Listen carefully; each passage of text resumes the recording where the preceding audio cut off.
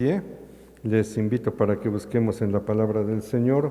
Vamos a dar lectura en el Evangelio de Mateo, Evangelio según San Mateo, capítulo 13.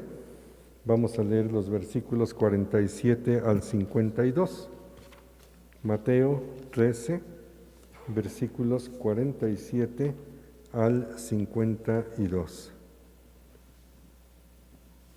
Que en nuestras Biblias, en la versión Reina Valera 60, tiene como título La Red. Leemos unidos, hermanos, esta porción de la Escritura. Dice de la siguiente manera: Asimismo, el reino de los cielos es semejante a una red que, echada en el mar, recoge toda clase de peces, y una vez llena, la sacan a la orilla, y sentados recogen lo bueno en cestas y lo malo echan fuera. Así será al fin del siglo. Saldrán los ángeles y apartarán a los malos de entre los justos y los echarán en el horno de fuego. Allí será el lloro y el crujir de dientes. Pueden ocupar su lugar, hermanos, y vamos a estar atentos a la exposición del mensaje de la palabra de Dios.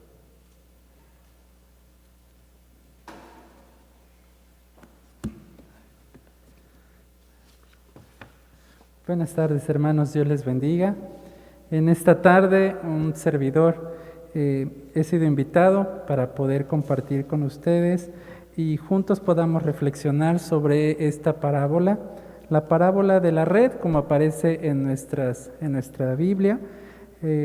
Y bueno, estamos en estos domingos hemos estado reflexionando precisamente sobre las parábolas de nuestro Señor Jesucristo. Y tal como lo acabamos de hacer en la lectura de San Mateo capítulo 13, es donde se relata esta parábola de nuestro Señor Jesucristo. Pero antes de empezar, vamos a hacer una oración para que nuestro Dios nos permita poder reflexionar y sea Él quien en su misericordia nos dirija en esta tarde. Vamos a orar. Padre nuestro que estás en los cielos, delante de tu presencia estamos en esta tarde, Señor.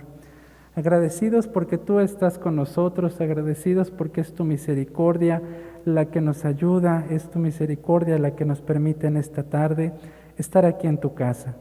Muchas gracias, Señor, muchas gracias porque tenemos la oportunidad de alabar tu nombre y también, Señor, de poder reflexionar en tu palabra bendita.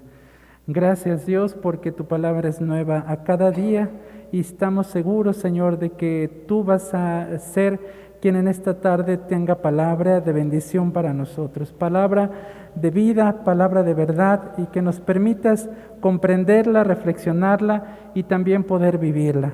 Muchas gracias, Padre. En tus manos estamos, en el nombre de Cristo Jesús. Amén. Bien, hermanos, pues como leímos en los versículos 47 al 52 del capítulo 13, nos referimos a la parábola de la red. Mateo es el único evangelista que en su libro recoge esta parábola de la red, la parábola que fue dicha por nuestro Señor Jesucristo, y la sitúa en el mismo grupo de la parábola del trigo y la cizaña. Y ambas poseen un marcado acento escatológico, ya que se refieren al juicio final, al final de los siglos, como leímos en el versículo 49. Esto señala cómo el tiempo en el que los peces buenos van a ser separados de los peces malos. En una cesta, dice en la palabra de Dios.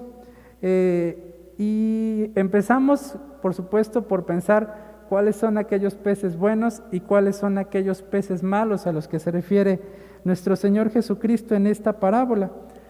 Podemos imaginar, por supuesto, que esta parábola se refiere a los seres humanos, a la humanidad, y cómo algunos podrán en su momento ser catalogados como peces buenos y cuáles podrán ser catalogados como peces malos.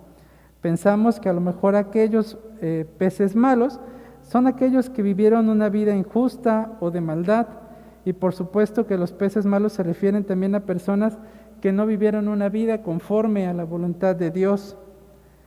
La llegada de nuestro Señor Jesucristo inauguró la venida de nuestro Dios a la tierra. Este acontecimiento supuso el inicio de un proceso mediante el cual los seres humanos iban a ser separados entre sí.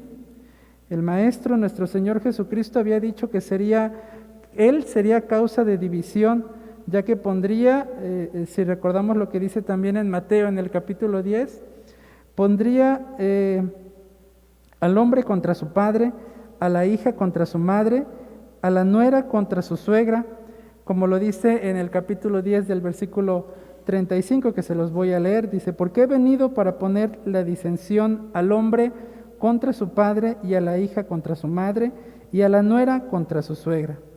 No penséis que he venido para traer paz a la tierra, no he venido para traer sino espada, porque he venido para poner en disensión al hombre contra su padre, y a la hija contra su madre, y a la nuera contra su suegra.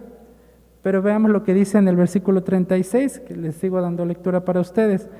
Y los enemigos del hombre serán los de su casa. El que ama a padre o a madre más que a mí, no es digno de mí. El que ama a hijo o a hija más que a mí, no es digno de mí. Y el que no toma su cruz y sigue en pos de mí, no es digno de mí. El que halla su vida, la perderá, y el que pierde su vida por causa de mí, la hallará. Y aquí, aparentemente, hermanos, también entrando en este contexto de esta parábola, es como una descripción de aquellos que van a ser o pueden ser considerados, según la parábola, peces buenos, aquellos que por sobre todas las cosas, por sobre sus padres, por sobre sus hijos, aman a nuestro Señor Jesucristo, aman a nuestro Dios. Aquellos que toman su cruz y van en pos de Él, también podemos decir que están haciendo lo correcto y la voluntad de nuestro Dios. La actitud de cada persona frente al mensaje de nuestro Señor Jesucristo servirá para distinguir a unos de otros, en un lugar el trigo y en otro lugar la cizaña, o como en este caso, en una cesta o en un lugar los peces buenos y en otra cesta o en otro lugar los peces malos. Hablando un poquito del contexto en el cual se da esta parábola, entendemos que el pueblo judío no era muy aficionado a la caza, pero sí era aficionado a la pesca, o tenía como una práctica común la pesca. Era una actividad muy habitual en ellos y una manera muy honesta de ganarse la vida. Es por eso que nuestro Señor Jesucristo utilizó la pesca como un tema idóneo para poder dar esta parábola. Es decir, Él hablaba en un contexto que era conocido para ellos.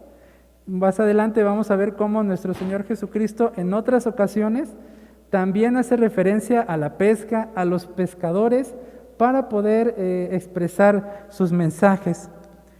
Es importante hacer de relevancia que Él habla sobre la pesca porque es un contexto vital para ellos. Era una práctica común en esos días y pues por eso de alguna manera para ellos era más familiar o más entendible poder hablarles sobre el tema de la pesca. Algunos de los pescados que se obtenían en Galilea eran famosos, como el pez de San Pedro o el pez peineta de Galilea, también conocida como tilapia galilea, que se vendía por todo el país, incluso en el extranjero.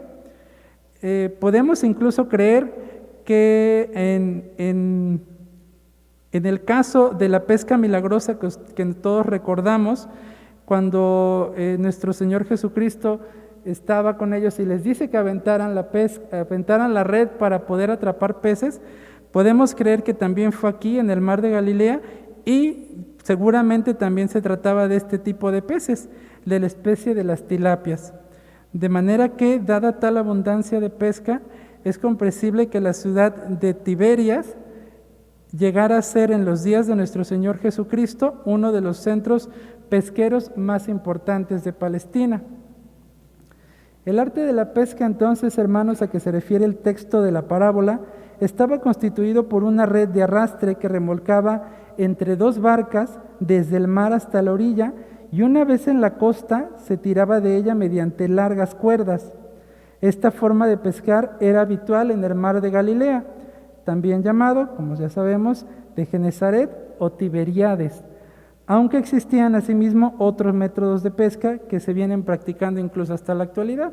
Se pescaba de esta manera, con las dos barcas, aventando la red y entre las dos barcas arrastrando los peces hacia la orilla, o también como actualmente todavía se llega a hacer, de que el pescador se sumerge en el mar hasta aproximadamente media parte de su cuerpo, avienta la red para atrapar los peces y los retrae, ¿verdad? Era la manera más común en la que se podía hacer la pesca en aquellos tiempos. El mar de Galilea goza, incluso en el presente, de cierta fama por la diversidad de peces que posee.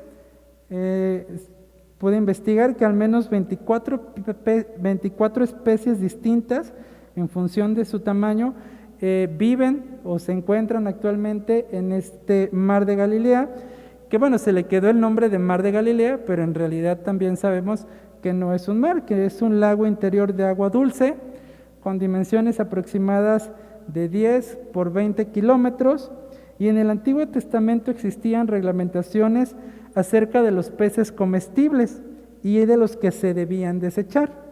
Aquellos que tenían escamas y aletas eran considerados limpios y por lo tanto eran los que se podían comer. Por eso nuestro Señor Jesucristo, al hablar de peces malos o peces buenos, había un contexto todavía más allá. Les invito para que abramos nuestra Biblia en el libro de Levítico 11, Levítico capítulo 11, versículo 9 al 12. Levítico capítulo 11, versículo 9 al 12. Vamos a leerlo de manera unida y esto nos va a dar una idea de lo que consideraban un pez malo o un pez inmundo en ese momento. Si lo tienen, damos lectura unidos. En el versículo 9 dice: esto comeréis de todos los animales que viven en las aguas, todos los que tienen aletas y escamas en las aguas del mar y en los ríos, estos comeréis. Pero todos los que no tienen aletas ni escamas en el mar y en los ríos, así de todo lo que se mueve como de toda cosa viviente que está en las aguas, los tendréis en abominación. Os serán pues abominación de su carne, no comeréis, y abominaréis sus cuerpos muertos. Todo lo que no tuviere aletas y escamas en las aguas, lo tendréis en abominación. También, hermanos, buscamos en Deuteronomio 14, versículo 9 y 10. Deuteronomio capítulo 14, versículo 9 y 10. También lo vamos a hacer de manera unida.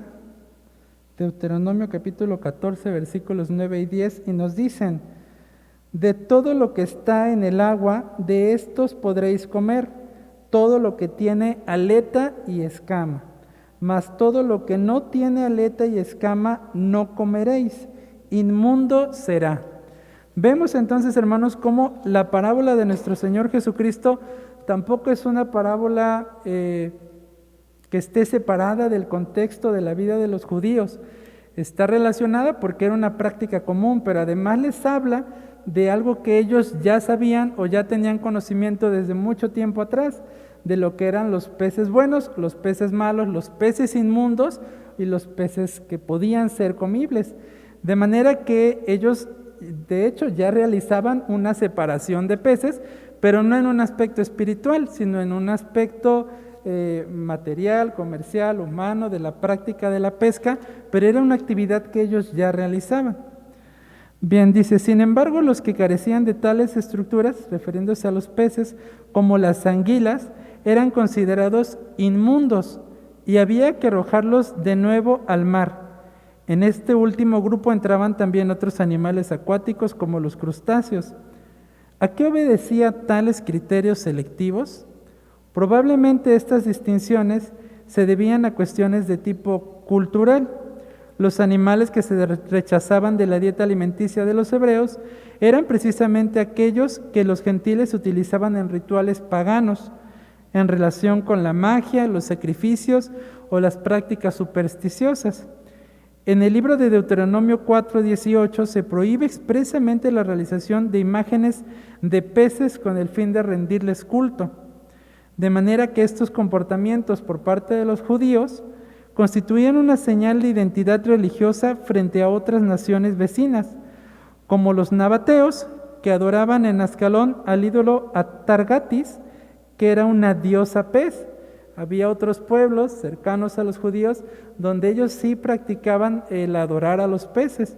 O por ejemplo, los egipcios, que veneraban a otro pez del Nilo, que era capaz de nadar hacia adelante y hacia atrás, según ellos, con igual de facilidad, que era el oxirrinco.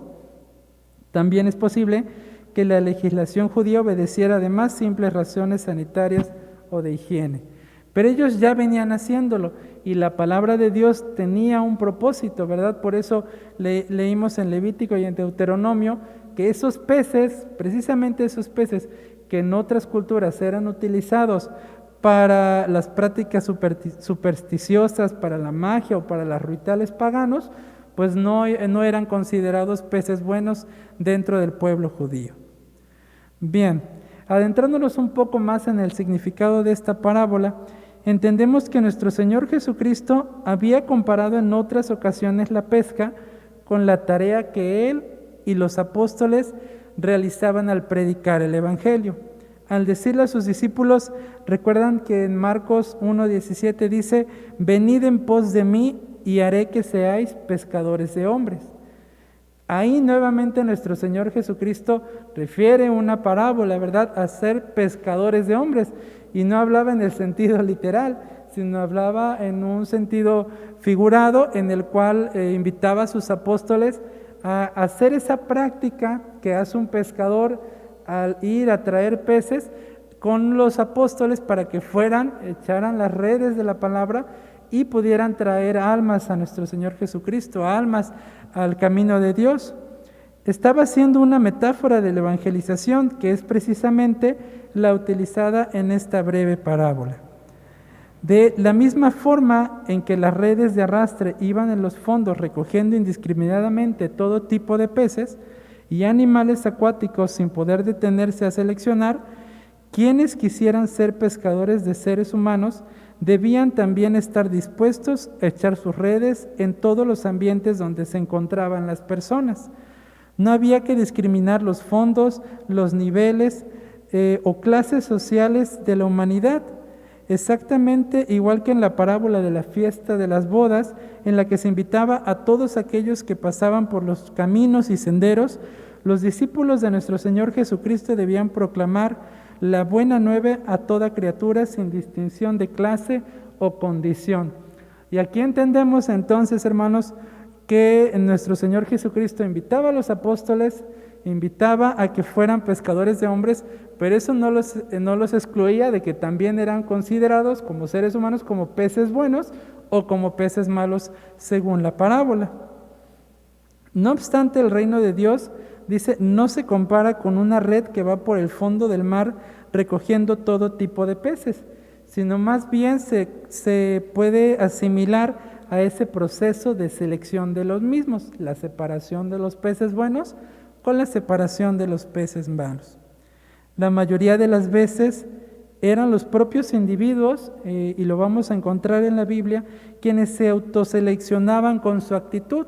La manera en cómo aceptaban la palabra de Dios nos demostraba si eran considerados o si daban frutos de ser peces buenos o ser peces malos. Recordemos el joven rico en Marcos capítulo 10, donde él le pregunta a nuestro Señor: Maestro, ¿qué haré para heredar la vida eterna?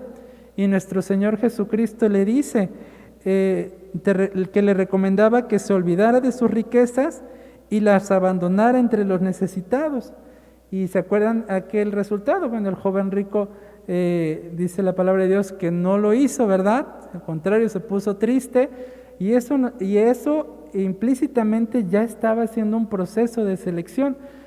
Si bien no era el final del siglo, como dice la parábola, y los ángeles lo estaban dividiendo entre la cesta de los peces buenos y la cesta de los peces malos, pero él ya estaba dando un fruto o una señal si era bueno o si era malo. Otro ejemplo es aquel que vino a manifestar su interés por servir a nuestro Señor Jesucristo y le dijo: déjame que primero vaya y entierre a mi padre. Tampoco podemos creer, hermanos, si recuerdan esa historia, que Él aprobó, ¿verdad? Porque sabemos perfectamente, como dijo nuestro Señor Jesucristo, que los muertos entierran a sus muertos. Y Él de esa manera también pudo demostrar que no estaba preparado, que no estaba considerado como pez bueno. Y entonces, pues desde este instante, nuestros resultados, nuestras acciones, nuestras actitudes nos hacen demostrar si somos considerados o si estamos dando frutos como peces buenos o como peces malos. Bien, hermanos, imaginemos lo difícil que sería para nosotros tuviéramos que hacer esa clasificación, clasificar, hablando en lo material, clasificar peces buenos de peces malos. Tal vez si nosotros no somos expertos, si no somos pescadores, o si no tenemos una pescadería, pues sería muy difícil identificar este pez es bueno o este pez es malo.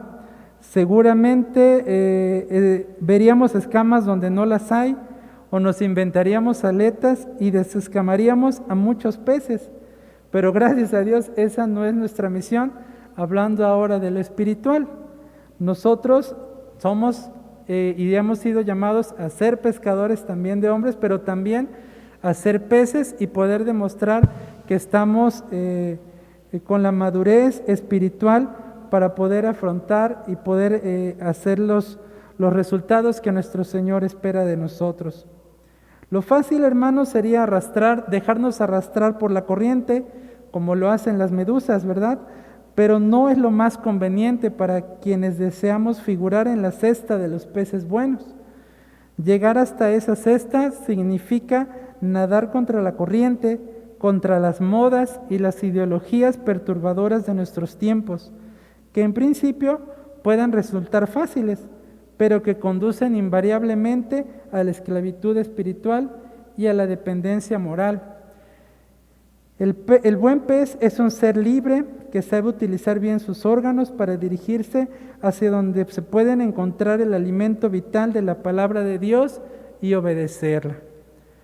Si bien es cierto, hermanos, no nace un pez siendo bueno o un pez siendo malo, o el ser humano no nace siendo bueno o siendo malo, ¿verdad? Como lo sugiere la teoría del gnosticismo, donde nos dice que el pez bueno o el pez malo ya está encaminado a tener ciertas características. Es una categoría que se adquiere a lo largo de toda la vida, el ser pez bueno o el ser pez malo. No por acumulación de méritos propios, tampoco por colección de buenas obras o notables acciones, sino solo a través de la madurez que implica el reconocimiento de las propias limitaciones por la sabiduría que requiere arrodillarnos ante nuestro Creador y confesar la solidaridad que sentimos, el amor, el perdón de nuestro Señor Jesucristo. En realidad, los peces malos seguramente son aquellos a quienes el orgullo personal y quizá el amor propio mal entendido les impide tal acto de humildad. Pero tampoco tiene que ser un tema que nos deba preocupar de sobremanera, tratar de aparentar que somos un pez bueno, o tratar de fingir, o tratar simplemente de una manera poco racional a querer demostrar que lo somos. Nosotros vivimos en una sociedad, hermanos, donde lamentablemente todo esto lo hemos podido encontrar. Existe mucha simulación, existen comunidades e incluso existe actualmente un rechazo hacia las clasificaciones radicales. Incluso hoy en día vivimos que en la sociedad hasta la clasificación de género genera pues cuántos comentarios, ¿verdad? Cuántas situaciones vemos en el mundo porque el ser humano no se quiere clasificar en tal grupo o en tal denominación. Eso no debe preocuparnos, hermanos, porque el Evangelio insiste en que cuando el reino de Dios llegue a su plenitud, será fácil realizar este tipo de separación con las personas. Cuando los mensajeros divinos, los que son mencionados en el versículo 49, realicen su selección final, la tranquila playa que bordea el mar de la eternidad, les resultará simple distinguir a los justos porque resplandecerán como el sol de la mañana. Gracias a Dios. Mientras tanto, nuestra misión como iglesia, como hijos de Dios, consiste en seguir echando esas redes en todo tipo de aguas, limpias y cenagosas, puras y contaminadas, en las aguas que están a nuestro alrededor, con nuestros vecinos, con nuestros compañeros, con nuestros amigos, con las personas que están a nuestro alrededor, porque nosotros no debemos preocuparnos en decir, no, pues ¿para qué le hablo de la palabra de Dios a fulanito si se ve que es muy malo? Ahí ya estamos nosotros haciendo una predisposición, una selección, y eso no es lo que nos corresponde a nosotros. Lo que a nosotros nos corresponde es hablar desde la palabra de Dios, hablar a las personas que tenemos cerca, y será Dios quien dirá, quien seleccionará en su momento en base al resultado de la vida de las personas, si serán considerados peces buenos o si serán considerados peces malos. Esa no debe ser nuestra preocupación, sino nuestra preocupación es hablar del reino de Dios. La Iglesia de Jesucristo tiene que continuar surcando los mares del mundo para colar las artes del amor allí donde los hombres acepten entrar en ellas. Y es por eso, hermanos, que ya para terminar, pues es importante que nosotros reflexionemos cuáles son nuestras actitudes.